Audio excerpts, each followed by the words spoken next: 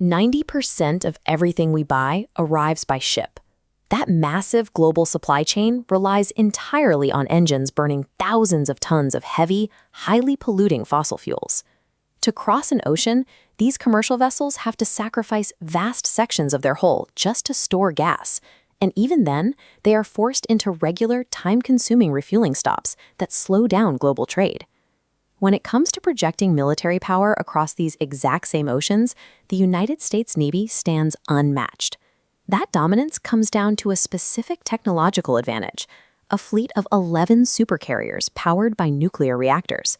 These floating airbases possess practically limitless global range, allowing them to deploy anywhere on Earth without ever pulling into port for gas. Whether you are moving millions of cheap electronics or projecting military might across hemispheres, true control of the sea is strictly limited by the tether of a fuel hose. Right now, Chinese shipyards build 65% of the world's commercial vessels. They possess the largest maritime industrial base on the planet. Yet despite that massive production scale, the Chinese naval fleet relies almost entirely on conventional engines.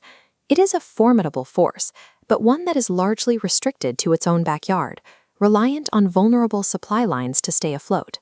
Recent intelligence and domestic shipyard announcements reveal a synchronized pivot.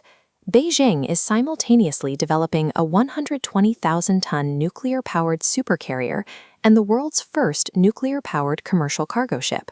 Beijing is executing a dual-track strategy to sever its dependence on oil and rewrite the mechanics of global shipping. State-owned Jiangnan Shipyard has released plans for a gargantuan 25,000 container ship. Instead of diesel, it is designed to run entirely on nuclear propulsion. The core of this design relies on a thorium molten salt reactor. Traditional maritime nuclear plants use highly pressurized water, which carries the risk of steam explosions. A molten salt system operates at low pressure. If a leak occurs, the liquid coolant simply solidifies. By utilizing thorium, this reactor can run for 40 years on a single fuel load, sailing its entire operational life without a refueling stop. Building a reactor into a cargo ship requires a massive initial investment, and clearing international regulatory hurdles will cost even more. But once the ship hits the water, the daily operating expenses drop to almost nothing.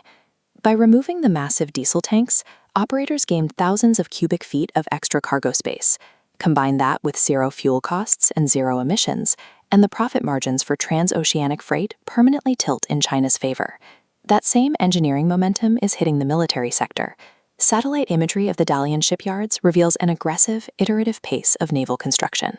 The launch of the Type 003 Fujian proved Chinese engineers have mastered flat-deck architecture and advanced electromagnetic catapults, systems required to launch heavy strike aircraft. But electromagnetic catapults drain massive amounts of electricity from conventional engines.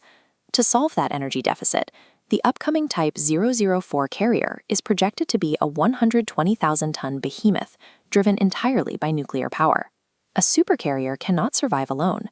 To protect it, China is concurrently developing the Type 096 Tang-class nuclear submarine, designed to provide long-range, stealthy escort capabilities.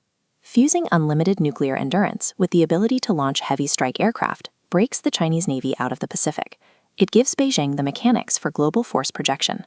The U.S. Navy's 2024 navigation plan specifically ranked new ship capacity as its lowest priority, operating on the assumption that China's industrial base was decades away from a nuclear breakthrough. With Dalian now cutting steel on carrier reactors years ahead of Western intelligence estimates, that strategic roadmap has effectively collapsed. The incoming U.S. administration has forced a drastic policy pivot. They are establishing a White House Office of Shipbuilding to forcefully revive the American industrial base and push out new hulls. Meanwhile, the global commercial sector is scrambling to catch up. European and American maritime consortia are frantically drafting regulations for small modular reactors so they can eventually build their own nuclear cargo fleets. Western governments and corporations are locked into an industrial and regulatory arms race they didn't realize had already started. We are looking at a near future where the world's shipping lanes are populated by modular, nuclear-powered cargo vessels escorted by nuclear warships with limitless range. For Beijing, this provides the ultimate strategic shield. A fleet that doesn't need oil is completely insulated from global price shocks, sudden pipeline disruptions, and naval blockades. This dual-track strategy addresses two fronts at once.